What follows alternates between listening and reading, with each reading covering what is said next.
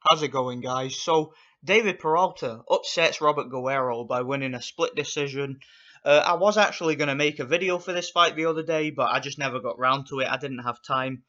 Surprisingly enough, I was actually picking Peralta to defeat Robert Guerrero because, in my opinion, and I think many people will probably agree, Robert Guerrero is not the fighter he once was.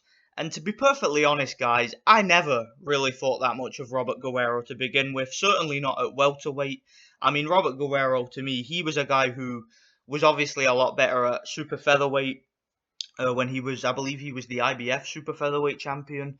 And, back then, Robert Guerrero was good, because he was a fast southpaw, he was a good athlete, he was a pretty awkward guy to deal with. However, he had no punching power whatsoever. Defensively, he wasn't great. I mean, if you look at the way that he fights, he squares up quite a lot, takes a lot more punches than he needs to. All of his fights at welterweight, to me, I was just never impressed with the dude. I mean, you look at his fight against Andre Berto, for example, which was his first signature win at welterweight, and that was actually the win that got him the Floyd Mayweather fight. And I remember watching that fight and thinking to myself, man, I really hope they don't put this guy in with Mayweather because against Andre Berto, he was on the inside, trying to kind of outwork Berto on the inside, and Berto was landing that right uppercut constantly in the fight. I mean, look at the faces of the two guys in that fight. There was basically two guys, Berto who has chin problems and doesn't have very good defense himself.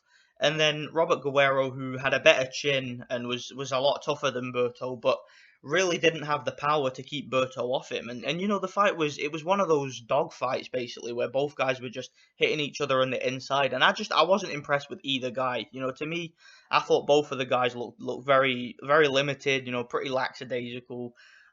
Pretty rudimentary. I don't really think we saw any boxing skill from either guy. Robert Guerrero was just taking uppercuts the whole fight, flush. I mean, look at his face after the fight. So, I remember after that fight, I believe that fight made him Mayweather's mandatory, and it set the stage for the Mayweather fight. And I just personally, I didn't want to see the fight. I wasn't interested because I knew what was going to happen. He was just going to follow Mayweather around the ring. He was going to walk into those straight right hands constantly. Mayweather would just play with him, and that's exactly what happened. He just completely outboxed him. It was easy work.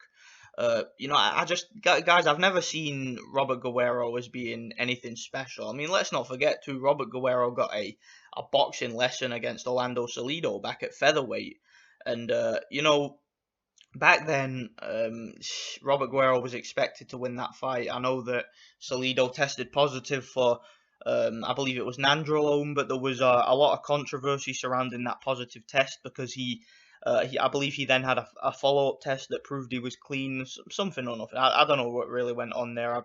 I've read something about it, but it was a while ago. It was back in 2006, so I don't really know exactly what went on there. All I know is that it was controversial, but yeah, nonetheless, Orlando Salido completely outboxed Robert Guerrero and beat him handily. Um, you know, I just, guys, I've never understood why people rate Robert Guerrero so highly. I mean, Robert Guerrero, he fought Michael Katsidis. I remember that fight, and Michael Katsidis, he was a very exciting fighter, but let's be honest, he wasn't a world class fighter. Okay, if you watch Michael Katsidis fight, he was very basic, very one dimensional.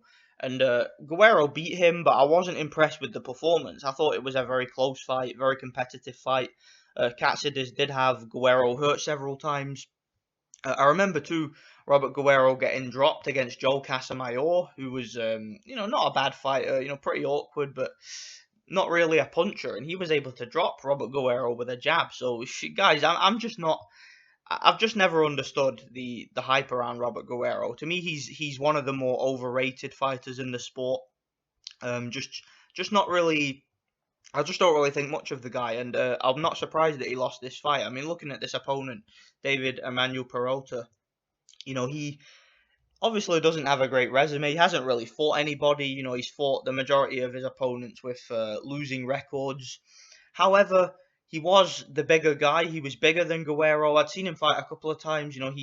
He looked to have longer arms to me. He looked a little bit more fundamentally sound than Guerrero, to be honest. The guy had a good jab. He had a nice little tight guard. He keeps his hands high. He is always in balance. And to me, just looking at these guys and how they matched up together, I had a feeling he was going to outbox Guerrero because I've seen Guerrero walk into punches. I've seen Guerrero be outboxed. I've seen him have problems on the inside. He's just not a welterweight. So to me, any rudimentary, borderline world level welterweight can beat Robert Guerrero, in my opinion. So yeah, the fight didn't surprise me the way it went. You know, uh, it was I suppose it was fairly competitive, but Guerrero was having a lot of problems. I mean, he was getting hit with jabs, he was getting hit with that straight right. He wasn't really strong enough to really impose anything on this guy, and every time Robert Guerrero tried to open up, he was getting countered. He just didn't look he just didn't look like a strong, fully fledged welterweight. He always looks like a much smaller guy that belongs in a smaller division. Now, I'm sure Robert Guerrero is probably gonna he's probably gonna stick around after this because he's a overused opponent. A reused opponent.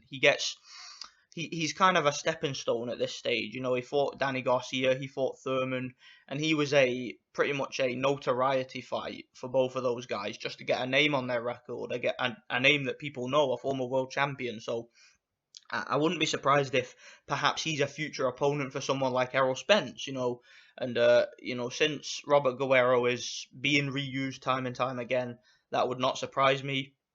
And let's consider the fact that he fights on PBC, so kind of makes sense. I wouldn't be surprised if they stick him in with Errol Spence at some point, but I don't know. Personally, I want to see the dude retire because I just don't think that he really has anything to give the division. I don't think he's a very interesting addition because, like I said, he's past his prime. He's too small. He doesn't have the power. Uh, yeah, nah, I just don't rate Robert Guerrero. Never rated him that highly. Never really thought much of the guy. And yeah, time for him to retire because he's just taking beating after beating. He's just being reused, and you don't want to see fighters. You don't want to see them not know when to stop. So yeah, let me know what you guys think. Thanks for watching.